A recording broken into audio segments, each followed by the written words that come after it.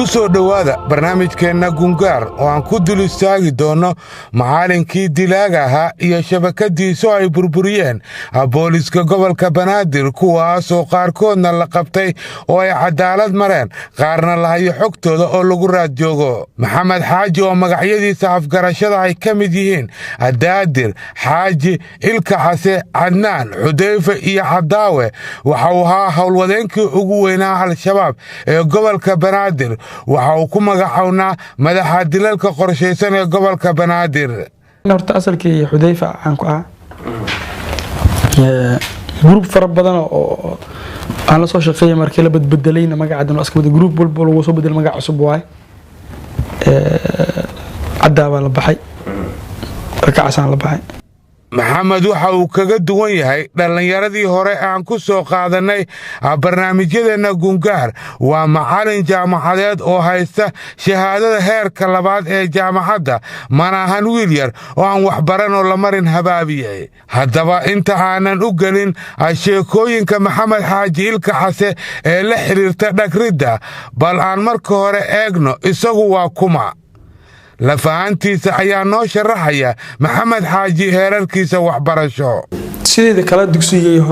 dugsigii hore markaas ka soo baxay markaas oo idin kaga sheegaysan markaas oo culumta diinta aan ku soo baxay oo itixaadka ay lahaayeen xaq diin ahaan markii la kutubada soo akhristay oo dhowr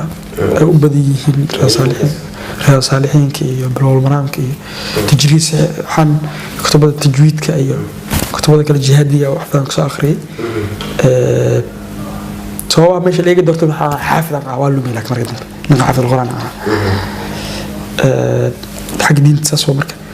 ديك سواء صدق حاسود لمي سنة كذا كم يسديد سواء سديد أصلا أكاديميك يك حاسود بدي بقى مركب قبل أو ديك سوي صار حاول لمي 11 2011 لو كان يسديد يو كوي تبانك إلى بتوقع الحسن أنا أخونتي الجامعة سو قالي لو كنت توانك إلا إلى حتى كان لقينا شهادة بي إذا خاطئ كدي بوحان قالي معت إنجليش كله برتو مرجال كعزبة فرونتير لها مش حاجة خاطئ شهادة دبلوم إنجليش أسست أنا إيه خاطئ مركي عن كسر أسست أنا إسلاقي وحن عشان نخدم على معلم إنجليش أكاديميك إنجليش عندنا مركا دولة كلا هذا جامعة مقدسة بلاوي ماستر environmental study halkan waa maxadka frontier oo lagu barto luqadda ingiriiska waxaana uu ka ahaa macallin ingiriis maxamed xaaji ilka case isagoo fasalkan ardayda kula wadaagi jiray duruus of preparation one of the international exams of the world. It's a center which provides and prepares IELTS preparation. I think in general East Africa we have only few countries that operates and prepares the IELTS and the TOEFL. Frontier became the very first college started preparing the method of macallinka dilaaga noqday maxamed xaaji waxa uu horjoogo ahaa shabakadii ugu halisanayd al-shabaab ee muqdisho ka geysata falal argagixisanimo waxaana sida ku xashaxda booliska gobolka banaadir madax u ahaa qaybta dilalka qorshaysan ee shabakadan maxamed xaaji iyadoo uu ku-xigeen u ahaa sharmaaka cumar axmed oo loo yaqaan ugaaska ama ganay kaasoo ay hayeen xogtiisa iyo sawiradiisa booliska gobolka banaadir ayna ku raad joogaan axmed faarax iidle oo magacyadiisa afgarashada ay yihiin shuuriye madoobe nuunow iyo ramadaan cabdiraxiin mursal oo la baxay saalax waxay ka tirsan yihiin shabakadan dilalka qorshaysan qaybta istikhbaaraadka ama sahanka waxay ahayd shabakad kale oo ka tirsan kooxda ilka case waxaana ku-xigeen u ahaa dhinacaasi saalim siciid oo ay gacanyaryaal u ahaayeen haashin carab faadimo korneylo maryan oo ah xaaska saalim cabdiraxmaan sheeba iyo cabdinaasir axmed oo ah maqanayaal ay boolisku ku raad joogaan maxamed xaaji ilka case waxa uu ka mid yahay dhallinyaro dhowr ah oo al-shabaab ah oo aan horay u soo waraysay kuwaas oo fikirka takfiirinta iyo xagjirka lagu soo baray dugsigiisa qur-aanka taasoo ah halka uu kala jaan qaaday al-shabaab horta fikirkan wuxuu ugu dhashay fikir oo anigoo weyn ah وكيرا معنا مرك جارهان تصالحان دكسو هوس دحين مركان دغناي دكسو قران ka dhahay dugsiga quraanka aan dhiganayo wuxuu ahaa dugsi itixaad ay leeyihiin xiligaas dugsiga aqwaanka hal jir gobolka oo dhan waa looga imaan jiray marka la markaas ahaan xiligaas suufiya ku badneed magaalka iyo gobolka laakiin magaaladaasi waxa loo imaan jiray dugsiga la aqwaanka oo caan waa dadka bol mar dugsiga aqwaanka dadaaday ameel aan hada u sheegi karo marka dugsiga waxa macallimiin oo ahaa banaman oo xiligaas oo itixaad ka dagaalam jiray oo la dhaho macallin Suleymaan la dhigi jiray oo howlgaladii calal ka dhici jiray Itoobiya ku baxay maxamed xaaji ilka xasan waxa uu shaqadiisii ugu horeysay al-shabaabnimo ka soo bilaabay magaalo xeebeedka marka oo halkii uu ku soo dhigtay dugsigiisa sare waxaana uu ku doodayaa in dugsiga sare uu soo dhigan jiray ay saameyn ku lahayd kooxda al-shabaab kuna soo booqan jireen horjoogayaal ka tirsan kooxda xiligaas dugsiga waxaa noogu imaan jiray waa xili hore sheekh Fuad nin iska yaraa xiligaas xogaa da'ahana nin weyn u egyahay iyo aadan xaashi iyo nin la dhaho maxaa la jiray Cabdullaahi Salaad iyo Abu Zubair meesha ugu waajir kale ma ka jirin xiligaas laakiin ilka xasan waxa uu marka uga shaqayn jiray hab jaajuusnimo oo isaga koox kale ay ka dhex shaqayn jireen inay macluumaad ka ururiyaan dadka kooxda ka tirsan iyo dadka ku dhex nool deegaanada ay ka taliyaan waxayna ka warbixin jireen wax kasta oo kooxda dhexdeeda khatar ku ah balse markii ay dawladdu la wareegtay magaalada Marko waxay isla iyagii laga dhigay koox qaabilsan qalqalgelinta amniga magaalada Marko dawladdu marka meesha oo soo tashatay markii isoo galeen oo markii kor laga soo wareegtay calash ilaa iyo markii magaalada marka la qabsadayna ragii daaqiliga ahaa ayaa waxa la yiri qaarijiga isku bedelay dawladda imaaday daaqil uu ku soo baxay ninkan qaarijiga ana taasoo qaarij ayaga howlgala ilaa dadka ayaa yaqaan oo intaan ku soo koray muqt ki isbedelaayo ki jaasus ah askarti dad cusub hadii loo keeno yaani dib way naqaan in loo tilmaamo laakiin anaga wada naqaana ma laga shakisan hadana sidii waxa la jiray aan ku bilaabay hawshii ugu horeysay kooxdan wiilka xasan ka mid ahaa ay Marko ka qabtaan waxa ka mid ahayd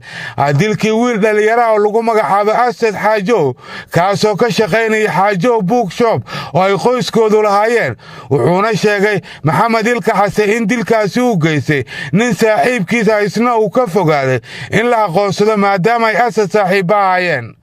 Asad aan shakhsiyan aqaanu ahaa yani in fiican oo ahaa dawladda u shaqeynayeen waxba muusan ahayn eesh station rule ku joogay footadaas uu iska joogay famil ahaana yani waa dad aad loo yaqaan footada iyo sawirada dadkaas xiligaas gobolka dhanba laga yaqaan sawirka dugsiga sare shahaadada xataa isaga yaqaan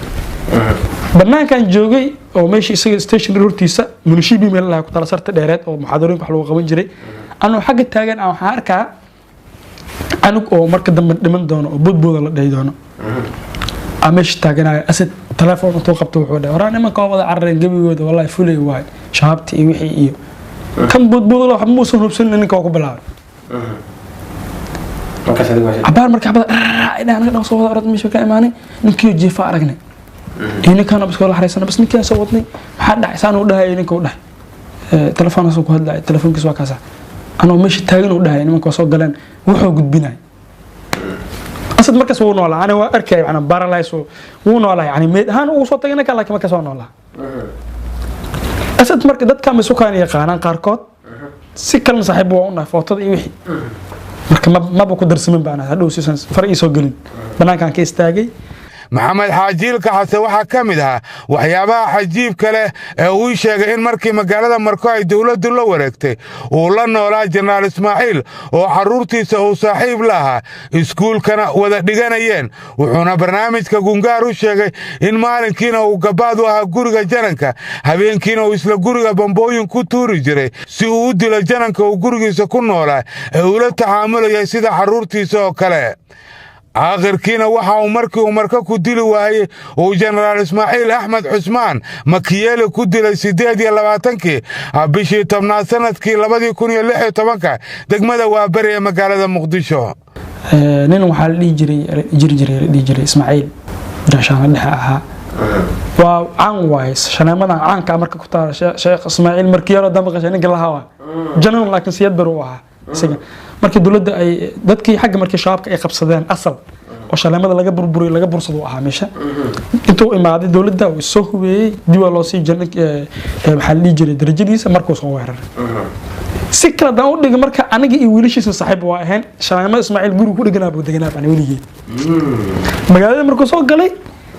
gurigiina waa deganaa ninkaana janan waay adeer iska dhaha marka mugta ilmiisna saaxiibana ninkii aameesh dadka qabtay ku mid ah marka Abdulqaadir Siidi isagii gurigaas qabtay ninkaasna waxa waay dadka isaga iyo ciidanka iyo dadka si gaar ah u beegsan ka mid ah isaga dhowr mar oo aan shakhsiyadii iga badbaaday oo aan gurigiis bam ku tuuray ciyaalkiisa saaxiib waa ahayn hadda marka dambe intaan ku helay ninkii waxaasna way soo dhamaadeen waa la soo weynaaday jaamacada la dhamay darad oo Muqdisho kan 2 sano ka hor iyo hal sano ka hor inay tahay jecel Liberian ku helay Ismaaciil asoo Interpol oo shaqeynaa booliska مود شن سنة لح سنة كسوريت إنك dadkii meesha waxa soo baabaa inta la isleeyahay moogta ninka tuu imaaday isagoo sarkaal la sii dalacsiyay oo yani Interpol u shaqeeyay wiilashiisa saaxiib waa ahaan anaga marka si hadii loo dhaano xoogaa waxa ugu jira adeernimo iyo wixii qaraabo mineen laakiin adeer iska dheena laakiin haddana hooshii ana bariis adeer iyo waxa inaan ana ugu dambeyn hada ninkii saaxiibkayga Hashimi afarsameenka iyo ani shuri dilka Generaal Ismaaciil kuma uusan ahayn Maxamed Xaaji kaligiis waxa ka qayb galay Haashim oo kamid ahaa shabakada Ilka Case waa kan Haashim oo isagana ka sheekeynaya qaybtii uu ku lahaa dilkaasi wuxuu fadhiyay maqaayad ku taalo iskuuska waa beri iskuuska shaqaalaha wuxuu fadhiyay meesha laga soo doorahay haddana ciidana markaadna oo seminaarka maadal sheegay Talyaani ma sarkaal waxa marka xaafadu soo galay xaafadiyaan kala soo dawgalnay markay taasan ogaa sidoo kale Maxamed waxa uu sheegtay inuu gacantiisa ku dilay Xaaji Baana oo kamid ah waxgaradka magaalada Marko xilli uu masjid ka soo baxayay waxaana isaga dhagar qabayaasha la socday banayseen dilka qof muumin ah oo ka soo baxay masjidka Aabe يعني ninkan isaga ah oo Baano Xaaji Baano waa nin orto dhowida dhan lagu yaqaan markii isaga laga soo laabtay dabadoonnimadiisa iyo durqnimadiisa aad ka aha markuu masaajidka ku soo baxay masaajid yar Ar-Rahma Allah oo ku dhex yaaris Ar-Rahmadan weyn ma aha oo wajar ku dhex yaal kooka waxa jir durqbada ku dhex yaal sharafada yar oo durqbada ay ku tugtaan kii ku soo baxay banaankan ku helna marka laakiin waa la soo confirm gareeyay ninkaas ala cunaalay markii dambe waxay kooxda Al-Shabaab u soo bedeleen Maxamed Xaaji inuu ka shaqeeyo magaalada Muqdisho oo uu sheegay in waqtigaasi uu haysan jiray kooxda waxdishan inuu magaciisa ku sheegay Cabdiraxmaan oo ay ku xigeenna u hayeen Cabdi Majiid iyo Cabdi Muuse kuwaasoo midna la qabtay midna la dilay sanadkii 2012 Maxamed Xaaji markii ugu horeysay uu shaqo bilaabay waxay isku koox noqdeen Galadila iyo Mooryaanka oo labadaba loogu soo xulay inay Muqdisho kala yaqaanaan waxaana hubhayso u ahayd Felis Maco oo ah xukunsana ku jirta xabsiga dhexe ee Muqdisho ana shakhsiyadan galad ninkan aan ku soo gaaray wax yar ana ku soo gaaray khilaafkii jugti wixii dhacday waliyaha kii kadib wixii dhan waa la bedelay lahay galad aan loo keenay oo Galadilay galada waxaan Allah la shaqeysta eragin hada asaasta magaalada waa ka saayay wax ka qabta sida dadka waa asaasay oo wuxuu dhahay galad niman jabhada oo isku jirteen xilliga laakiin aad ku yaqaan aad aqoonina jiro oo guur hada hoostagaan waa laba nin oo active ah ku keenay yiri isla shaqeysta saddexdiin labadii qof ee waqtigaasi la shaqeynayay Maxamed Xaaji hadda galad waxa uu ka baxay Al-Shabaab halka Mooryaankana la baadigoobayo ay sheegeen booliska gobolka Banaadir inay hayaan macluumaad ku filan in la soo qabto oo ay ka mid tahay sawirkiisa Maxamed Xaaji waxa uu ka bilaabay Muqdisho hawlihiisii dilalka dhagarta waxa uuna Muqdisho ku dilay dad badan oo haldoor u ahaa bulshadan kuwaasoo isugu jiray saraakiil shaqaale dawladeed iyo dad kale oo bulshada waxgal u ahaa dadka haldoorka uu ku dilay Muqdisho waxa ka mid ahaa Generaal Cabdullaahi Maxamed Sheekh Xasan Quruurux oo ahaa sargaal ciidan oo waxtar u lahaa dalkan waxa uuna jananka ku dilay masjid ku yaala Waabari isagoo ka soo baxay salaadii cishaa maadaama uu sheegay in maqribkii uu ku adkaaday dilku sabab la xiriira ciidamada ammaanka oo ka dhawaa aaga جنرال كان ماشي soo fadhiisana maqribka cishaa wuxuu ku tukanaa marka maqribka ma la dili karo oo degmadu u dhow yahay degmadana ciyaalkan radcadka joogo agaas cishaa madow waata marka waa cisho marka niyo dhowr mar isku daynay waxa la isku heshiiyay hadii ninka bubuk la maqlo degmadu u dhowdahay isgoosada day xiraan inta laga baxa ragiina la lugayaan hal luuq waxa jir marka mar walba luuqa xeelada la lahaado oo lagu baxsada jiro oo la calada wadooyinka la xirxiro oo bajaajta la barbaaray dhalinyarada iyagoo waxooda wataan meesha la soo maray dilka jenaraal Quruurux waxa uu kamid ahaa dhagarii ugu cuslaa uu sameeyay Maxamed Xaaji Ilka Case waxa uuna ka hor dilkaasi diyaarsaday laba koox oo bam gacmeedyo ku kala tuura xarunta degmada Waabari iyo bar ciidan oo ka dhaweyd meesha si uusan gurmad ugu imaan inta dhagarta dilka ay socoto kuwaas oo markii uu isagu teleefanada ka baaqay tuuray bam gacmeedyada kadibna uu isagu fushaday hawshii u socday oo ahayd dilka jananka masaajidka cisho ku tugtaa marka qorshaha waxa la keenay waa la fariistay shiraac anaga waxaan dhahay shiraac hoosh adan keenay taala soo qabsan la keenay taala mar muqdisho idin ka dhex joogay waxaan wixii khub iyo fan loo baahday diyaar waa laakiin hoosh adan ka wada جنرالك مركا هوش أنا وصل شوتين يرادا مقدس وكل يخان بدأ أنا سلمان وصل شوتين سلمان ترى هو يرنيه جنرال كرتا حل ملوجي هذيك لون ملوجي هذيك سدح لوجي هذا إلى لبوا وطع مركا ستافكا لبوا واي حل نسقوا نقول بشغلي سقف صدا نقول بهلوكو هذا مركا أنا حكون فكري دقمدا أودو waxaan dhahay markan iyo macquul ma degmada hal dhagax lagu qabto oo mashquulin ah hatta albaabka ay isaga dhufta say barto intay difaac ku garan xabada ay tooraan isku qasanto ugaaska wuxuu soo jeediyay degmada hadii lagu dhufanayo kuwa kale oo bundadana gaaray meesha u yaalo jidka dhacday soo dhaqaajinayaan ayagana aan ku dhufana markuu warkii isku raacay talada raafiyay dhagaxyadii la keenay hal soo diyaar garoobay saddex markii loo soo diyaar garow ugaaska caawab hal loo keensaday hal qof loo keensaday maxalli jiray jananka hal staff wata bas sayidka isku tugtay markii cishaha oo laga bixin rabo waa u baaqina dhalinyarada markaan u baaqno baaq aan ku dhufan labada dhalinyaro in jugta ay dhacdo kadibna xabada lagu xijiyo saas ay ahayd si xabada dhan ay u dhumaanba in jug markii xabada la wada yeerna waqti ciidanka tuuray meeshana ku dhax qarsantaa la rabay kadib sidii jugtiya dhacday oo ku qaban ugaaska iskooldan soo siiyay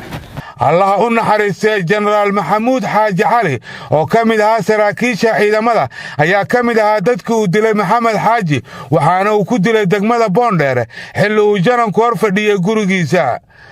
waxa soo gudbiyay wiil mootola soo gudbiyay oo dhahay in janana meeshan joogo markaan tagay oo aan shaqada soo fiirsanay dhahayniyo soo fiir dhalinyarada xaq gudeen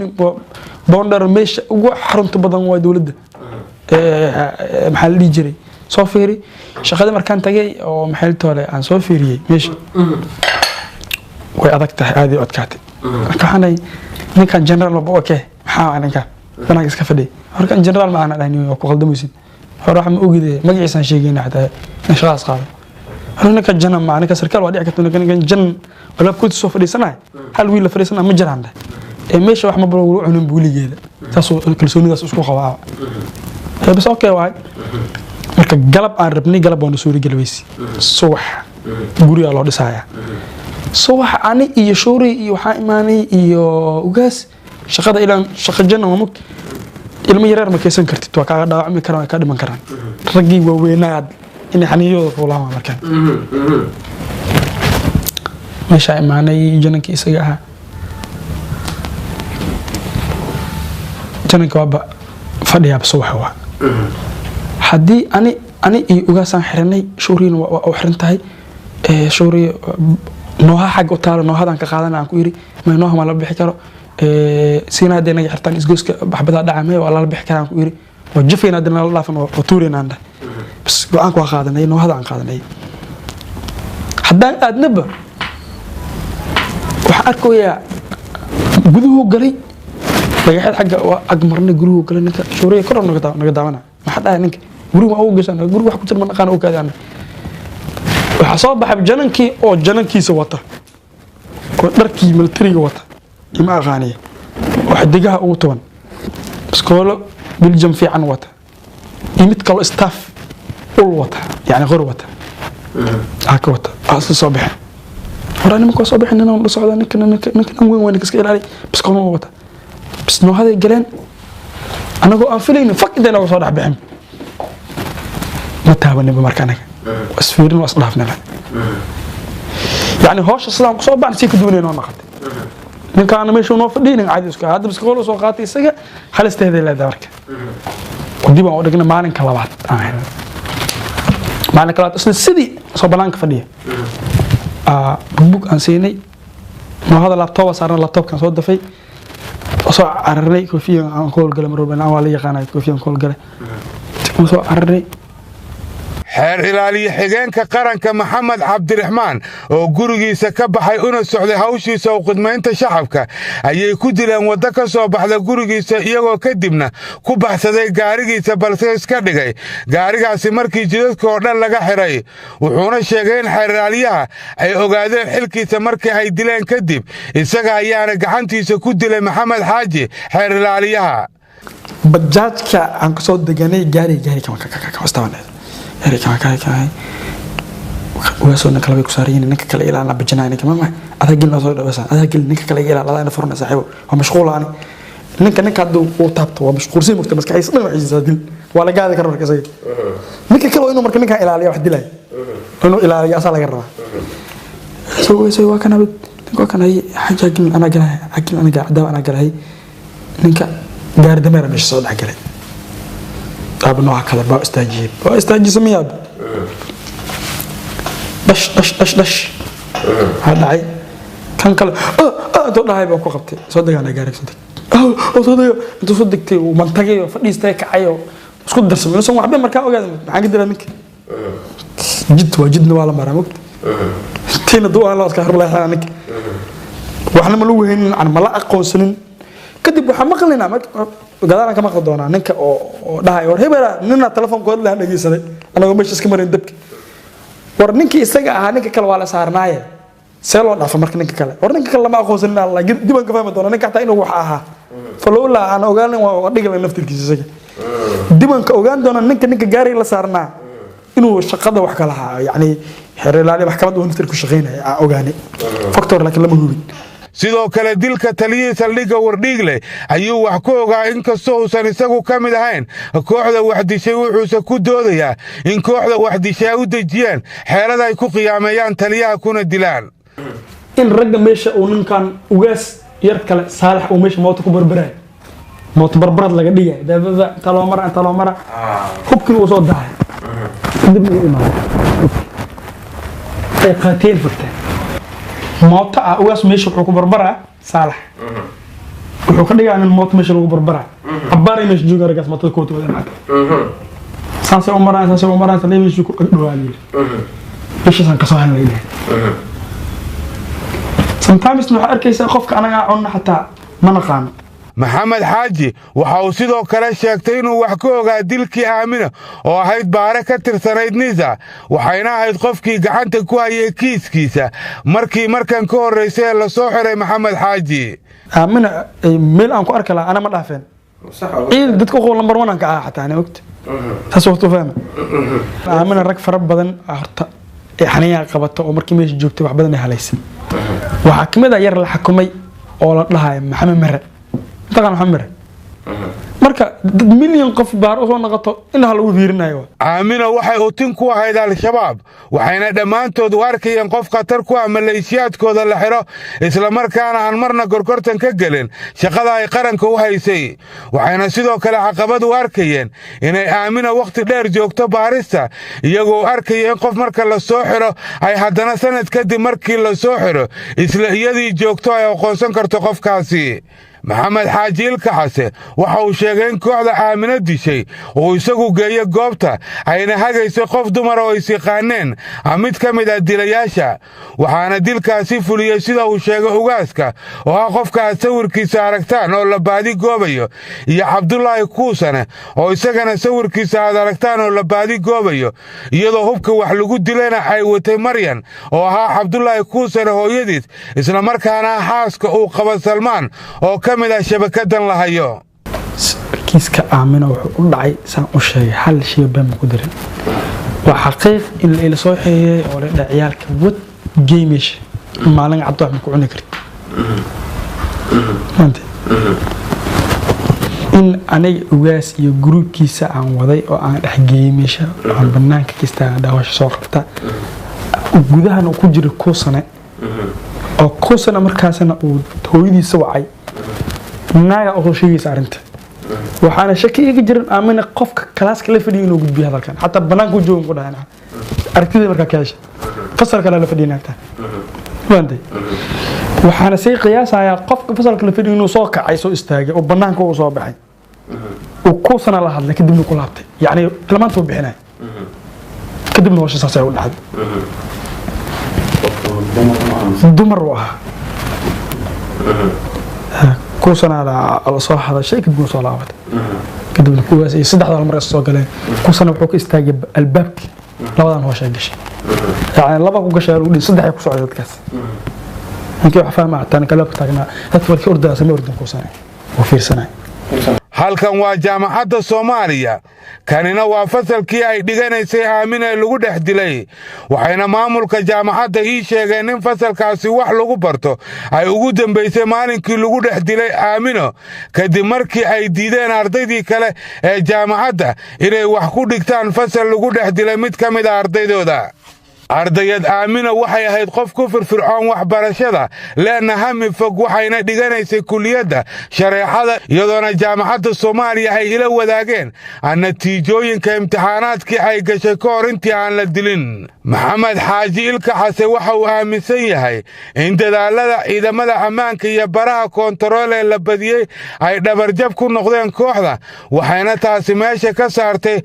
kooxdii wadan jirtay gaadiidka lagu horjiro gaadiidka kale ee kadibna saas lagu dilo qofka gaariga wata isagoo sheegay in hawlgallada noocaasa ay gabi ahaanba kooxdu joojisay sariirka waa balaarta sariirka yani waa baabay hadaade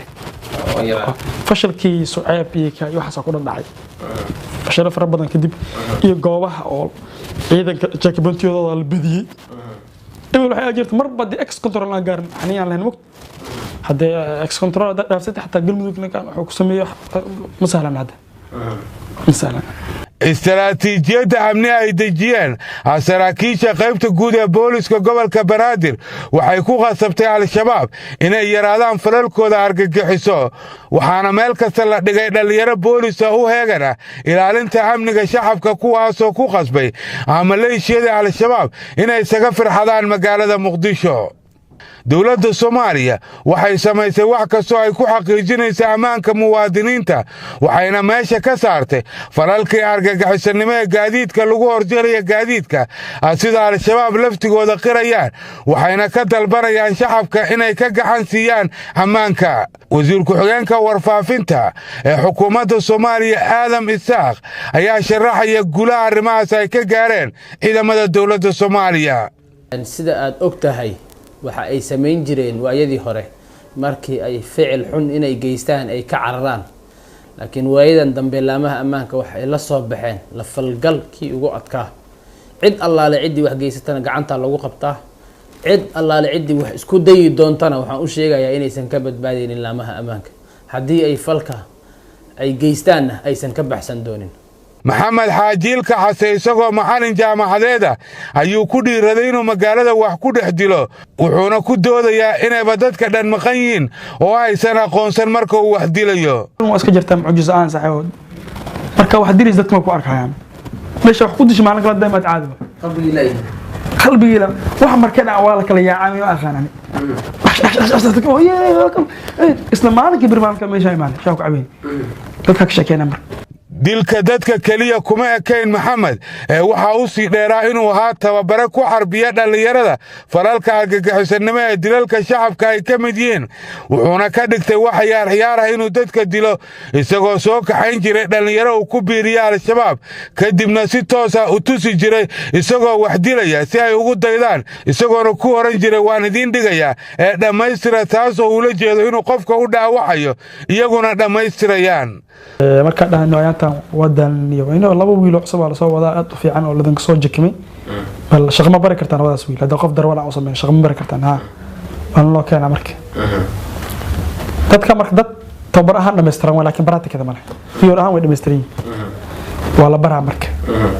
shaqada ka markaysan ama su'aaladan keena anaga wadan shaqada haye waladan baraa okay ana galaada igu xig oo ku dhigan ko dhameystiran meesha ka dhaha furo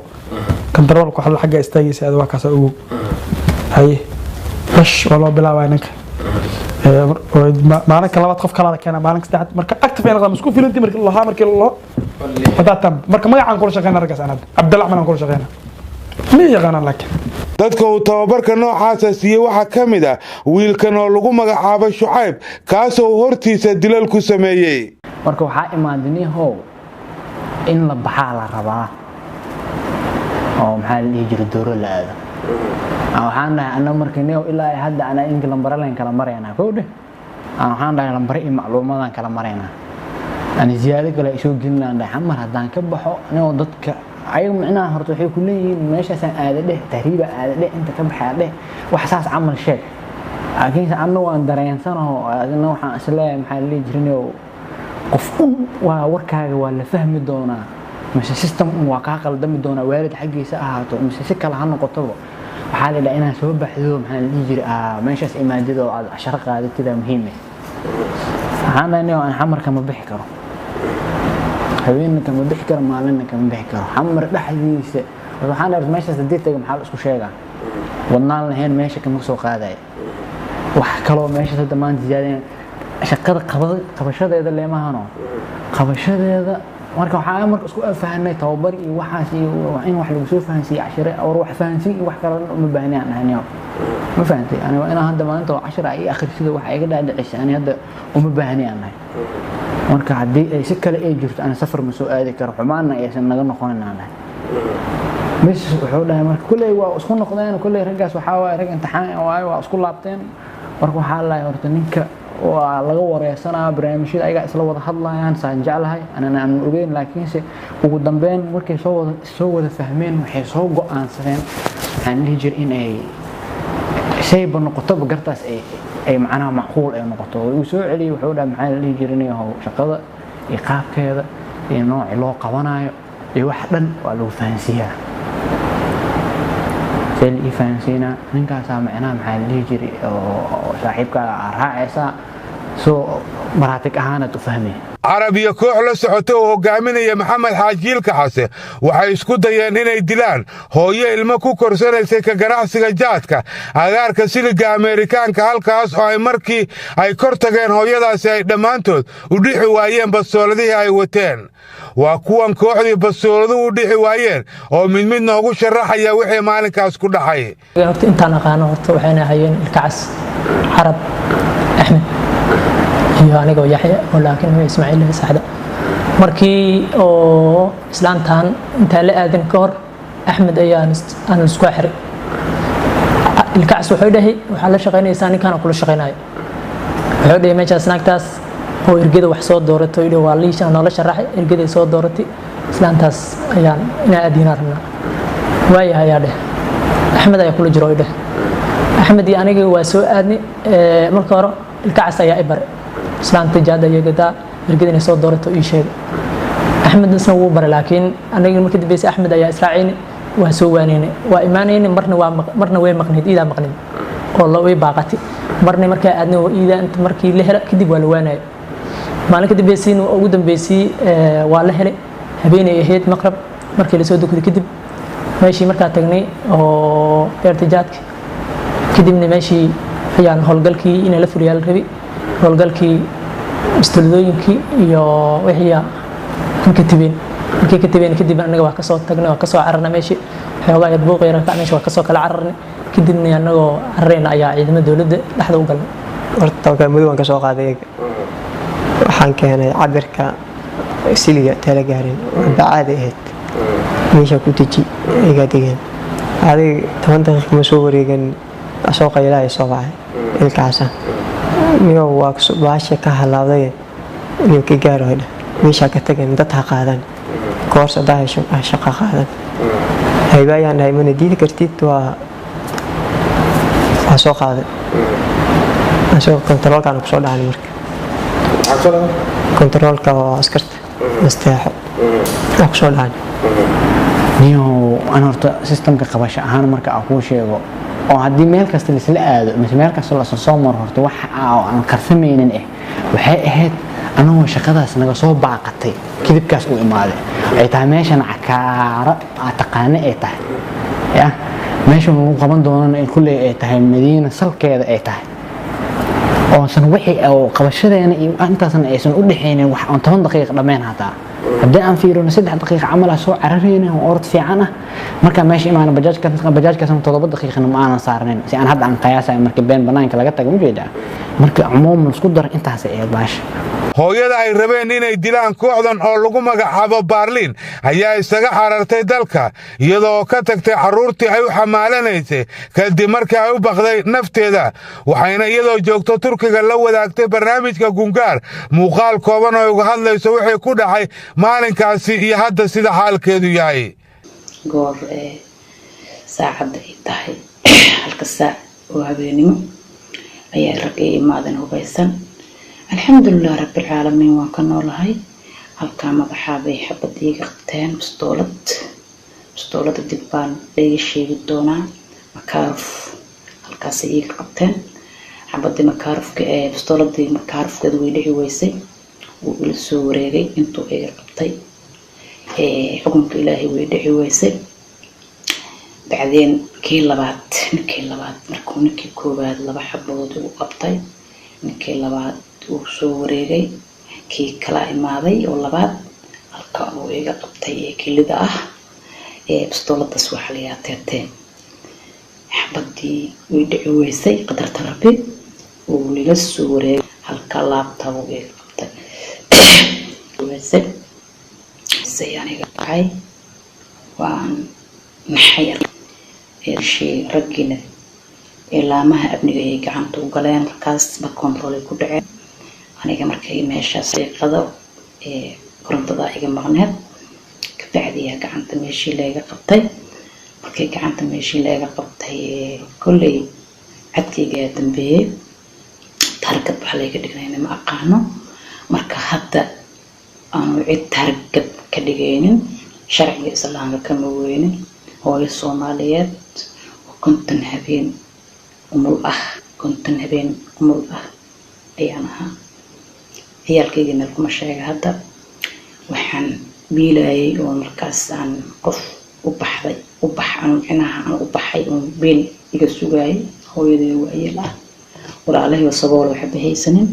ciyaalkayga yaryariska oo midka uu yar oo markaas umusha ah aan kula jiray konton habeen ayaan umul ahaa intaas baan idin sheegayaa sharciga islaamkana kama weyni dhagarta iyo dilka dadka waxaa soo diyaariya koox ay u yaqaanaan istikhbaaraad waxaana kooxdaasi xukuma ninkan oo lagu magacaabo Salmaan kaasoo diiday inuu la hadlo barnaamijka Gungaar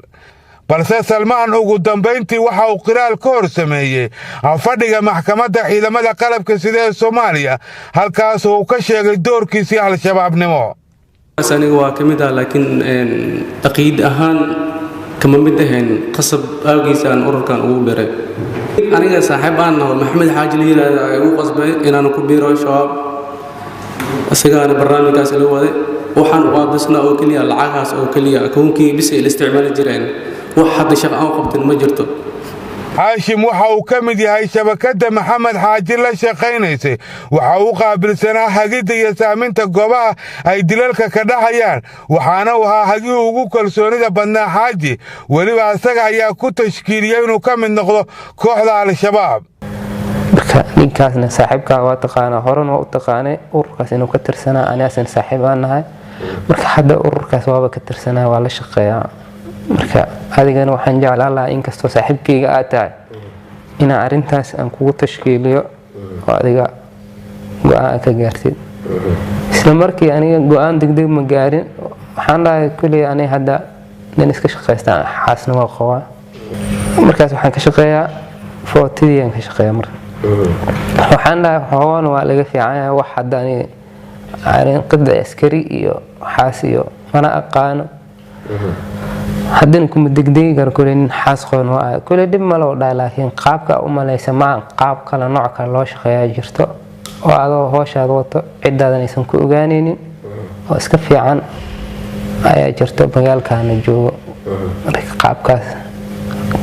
aan ku sheega aday ku qancayso kaas kulay ana horta waa kasoo fikiraa si wax u jiray sheeg marka qaabku ii sheegay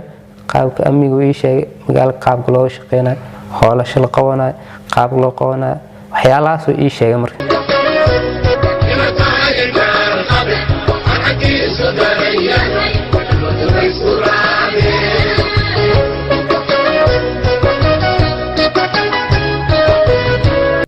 faadumo oo magaceeda afgarashada yahay korneylad faadumo ama cosaba waxay u qaabilsanayd shabakadan inay u soo shirqoosho dadka ay rabaan inay dilaan waxayna ballamin jirtay nimanka si kor looga arko iyadoona ka mid ahayd madaniga xamar jajab iyo ururka hooyooyinka qaranka jilcanta iska dhaaf aniga qarax ma ku dhiibanaan hubkan ii qaad yahay ma ku dhahay degmadaas waxaan ka rabaa wixii ka dhacayo xilliga xalfadda ay qabtiin xilliga madaxdeedii imaanayso xilliga ay degmada soo galayaan xilliga ay ka tagayaan sida badan madaxa idii timaado inaa ii soo sheegtid oo maxaan ku yiraahdaa saas hoo shaqada ay ila wadadaan rabaa waxaas la ii soo sheeg bis ani wax kale ay qaban faadumo waxay diri jirtay sawirada dadka ay al-shabaab doonayaan iyadoona qaarkood sukaansi ahaan ula macaamili jirtay markuu ii soo dhigay sawirradii madaniga saasaan ugu dhigay madaniga marka saas ugu dhigay marka waxaa jiray wiil oo madani oo ka gooni ahay sawirkaas oo mootoolo ahay ay jiray asna waa u dhigay asiga mootadiisaan u dhigay taargadiisaan u dhigay kaas mayna arkin weli ma arkin waa la joogay ayadoo marka sidii laisku moogyahay haddana waxuu ii soo diray wiilkan oo taliya qaybka ahaa faadumo waxa ay ashirqool u diyaarisay nin iyada ay kala tageen kaasoo ay u sheegtay inay uuru leedahay taasoo aan waxba ka jirin kadibna markii ay ballamisay waxay kor ka tusay koox ka tirsan al-shabaab si ay u aqoonsadaan marka ay dilayaan soo wacay isaga wuxuu dhahay hadaad uur leedahay inay buluhu saxyiin in kale isbitaal ku geynaa ani marka hadalkaas waan ka xanaaqay waxaan dhahay inay buluhu saxyiin in kale isbitaal ku geynaa iflagaadan arkaan dhahay marka wuxuu yiri ima maalo ima wiri xaar ma ku imaanaan waa ka xanaaqay maalinkaas xaar ku imaanaan marka habeenku soo wacay wuxuu dhahay walaalay waa kugu la kaftamahay hadalkaas iska dhaaf iyo imo wixii oo dambiyoon galnay waxaan ku yiraahdaa iska kiyaafi xaaladan inay meesheeda kasii socota rajaynayna oon reerka aan kaa doono oo maxaan ku raxmatadan ku geystan aan kaa tetiro marka ii imo sawiradiisana markaas waa laysoo diro taleefankii ku jireen markuu isoo wacay amiirka u sheegay xaalisaas ay jirto wiilkaas maanta aad rabaan socda xafidiis socdahan hayo waa arkayna warjeero qorob ku ballan waa arkayna isoo doonan lahay oo isoo doonay ayagana sidii kor u arkeen xaafadda aan ugu soo sheekaysan waxaan dhawraal warkii hore la wadahay nakala day waa ka soo laabtay gurigaan u soo laabtay nimankaana way arkeen waxyaabaha cajiibka aan ku ogaaday faadumo waxaa ka mid ahayd inay aaminsan tahay khuraafaad iyadoona sidatay warqadan oo ay ku sheegtay inay ka xijaabayso dowladda inay ogaato howlaha ay waddo taasoo sida muuqata ah sixir iyo wax la halmaala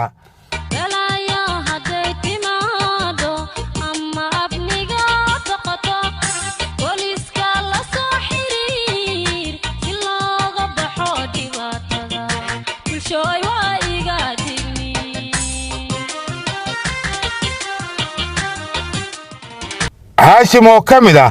qaybta sahanka ee kooxda al-shabaab mar hadda ka hor la xiray maxamed xaaji waxa uu ahaa shakhsiga u dhexeeyey maxamed aabihiis iyo kooxda al-shabaab wuxuuna sheegay inuu mar kasta la xiriiri jiray aabba xaaji una sheegi jiray in wax kasta oo dhaqaalaha u baahdo ay ka caawin doonaan si loo soo daayo xaaji aabihiis waxaan dhihi jiray xaalad intay maray meel bis waxaan u sheegi jiray inay ardaydii ama dhallinyartii ururka goolmarar dhallinyarta inay wax walba ay garab taagayiin haddii loo baado qarash haddii loo baado wax walba ana u sheegayna wiilkiisa meeshii lacag haddii looga baado laga helayo iyo dadka caawinayo aan qarinayo intaasaan u sheegi jiray laakiin lacagaan isku dayi jiray inaan odayga haddii loo baahdo in la soo dhiibo oo lacag lagu furdaaminayo bisnidiisa laakiin aabbaha dhalay maxamed xaaji oo aan la kulmay waxa uu diiday in ninkan ay wax wada hadal ah galeen isaguna uu iskiis ugu dadaalay sii daynta wiilkiisa wiilka hadda kahor waa iska jirtay ilmaha dala xiray yani wiil raaf uu galay raaf waa iska jiray marka raaf waa la galaa xermo oo raaf waa la galaa sida caadiga ah raafta waxaa jira wax uu gal la yidhaahdo lagu soo qabto iyo wax oo macnaha dhacdo fal of sameeyey ama oo dad sameeyey lagu tumay oo wagaal la geeyay la duubaayo iyo waxaa jiro howlgal guud oo la socdo howlgal guud lagu socdo meelahaas lagu xiray marka dambi maana waxna waa lagu baay وأنا الدم اللي هنا هحكمه هذا الدم اللي هنا يعني أليس واحد من دي بتاعت كاجا حسن سمكة سيدتي maxamed xaaji waxa uu qabaa in horjoogayaashooda aysan ogoleen carruurtoodu inay galaan dhibka iyagu ku jiraan taasna ay tahay tuun ay qabaan balse aysan kor u sheegi karin sababo la xiriira xabsi ay qabaan isweydiina ilmahoodii aaw ilmahoodii waa laga dheereeyaa maxaa yeelay